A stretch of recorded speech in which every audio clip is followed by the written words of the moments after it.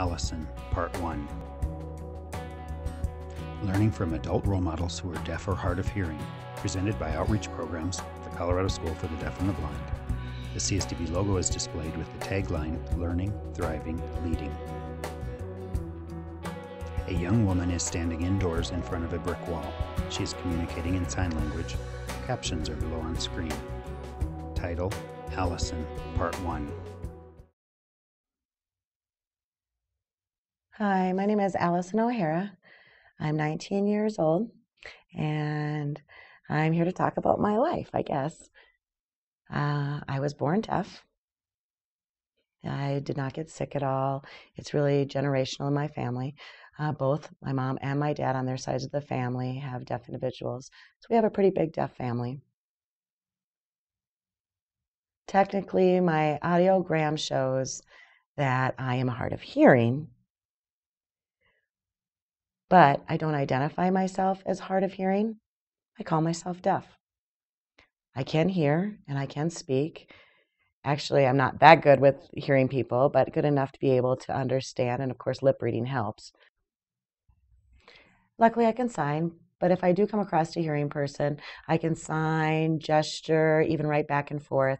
And if I'm close with them, I can use my voice.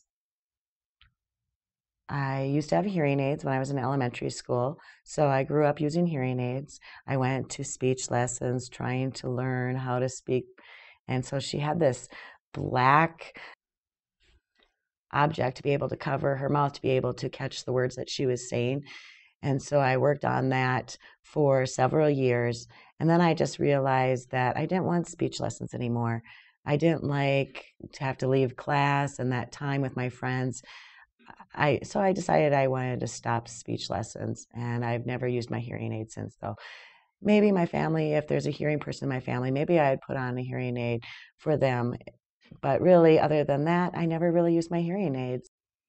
They stay in their box and I never use them.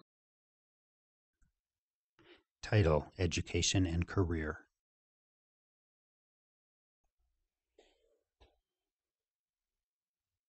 Since preschool, I've been at Colorado School for the Deaf and Blind. I grew up here. I graduated from here. But I was mainstreamed as well. I went to a public school, so I would take 1 or 2 classes every year since elementary. So I would head to the public school and just show up, have an interpreter present, and they would facilitate the communication. So the interpreter would say everything the teacher did, and that's how it worked. But the reason I did that is because, yes, I'm from a deaf family, but my parents are also strong believers that I should not just isolate myself in deaf culture. Yes, of course, I am proud of who I am, but the hearing world is where we live, so it would be good for me to be exposed to that as well, and to be around hearing people, and to learn how to communicate and work with individuals. So, because I would have that for the rest of my life. So that's why I was mainstreamed, plus also to challenge myself, because my parents always wanted the best for me. So they would force me to take harder classes or something that was more of a diverse class and encourage me to try everything and to see just how I come out from there. So I graduated from CSDB and went to Gallaudet University. I love it at Gallaudet. It's amazing. It's so different from what I'm used to. It's more, full deaf access, full access to communication. Everything's included. No matter where I go, people know that what I'm talking about by just signing. I don't have to write back and forth. I remember the first day, actually the first week of Gallaudet, I went into one of the buildings and was ready to write back and forth with the individual. I'm like, oh, it's a deaf university. I forgot I don't need to do that. I can sign. They'll understand me. It's just those small things that made me realize and have to get used to. So basically what I want to do is I'll graduate with my degree, and I'll probably go on to my master's, but I would like to go abroad to work with deaf people all over the world. So what I see is maybe the Peace Corps, that's more standard awareness of that organization that can help people. So something like that, or maybe even work with the World Federation of the Deaf, or I don't know, other programs. There's the Front Runners. That's an international program. Title, Family Support.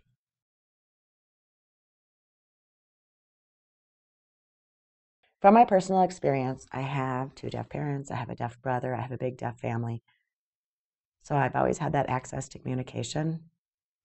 So I've always had someone I could talk to who would understand me.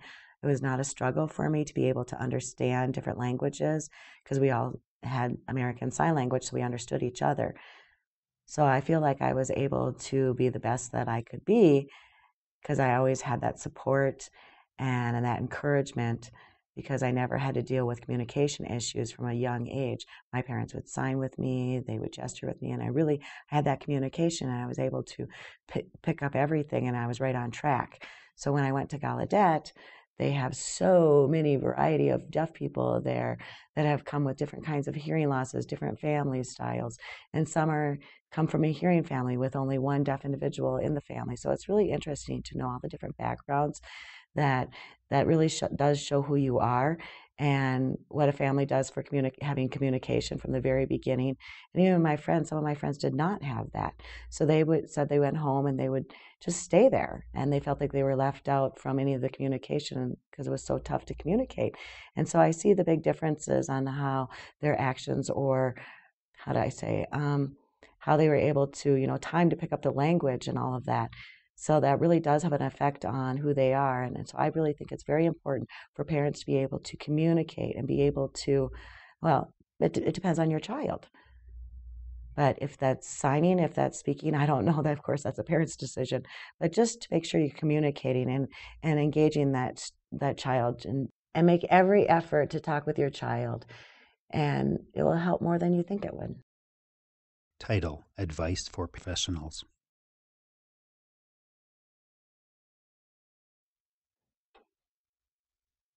My favorite teacher out of all of them, I think that made them stood out is because, well, obviously the material they taught and how they approached teaching. But to put that aside, it's also their ability to be able to connect with the student and try to get to know their students instead of just, treating them as I'm the teacher and you're the student and that's all there is. Obviously, there's professional boundaries, of course, but still that familiarity and be able to know a little bit about, not meaning their whole background, their whole life story, no, but just to know that they're sensitive and their likes or their dislikes, or maybe just know a little bit about them. And that connection is easier. It makes it easier for me, and it makes it easier for the other students to respect the teacher. And with that respect, then comes more acceptance and open-mindedness to learn and feel as though that really makes a big difference in the classroom. And it also shows that the teacher is willing to learn about the students, and not every student's learning the same way. Teachers need to learn their students and to be able to modify for whatever they need, because that's how they will learn best. I know when I was in high school, sometimes in class, the students were my friends and my peers, but sometimes we were on different levels. So I would have to read different materials and they would read a different book than me. And then I would have to talk with the teacher just about that book. Or sometimes there was a small group of us that read that one book, but it wasn't the same for all of us. So we didn't do that one book for the whole class. We always had something different, more challenging, or it had to be switched up for us. And that was really the key, to be able to know your students. Title: Achieving Goals.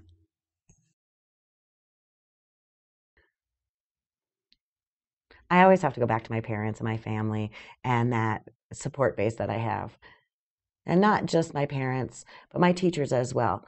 We always feel as though I got so much that I can't even tell you how much support I received from them. I never was told that I can't do something. It was always, if you want to do it, try hard enough. And there's always a way. And they always encouraged me, and that I was able to do it. They never looked at me as though that of someone who would fail, or I don't know if you should do that. Maybe you should try something different, or maybe you should go down a different path. I think that's going to be too hard for you. I was never told that. And sometimes it would be tough, yeah, but they'd say, oh, if you want to do it, fine, go for it, try it. And the support was there. And that's what I heard from my parents, from my teachers, all the people that were around me. So that was amazing support. And that's where really has made me who I am today.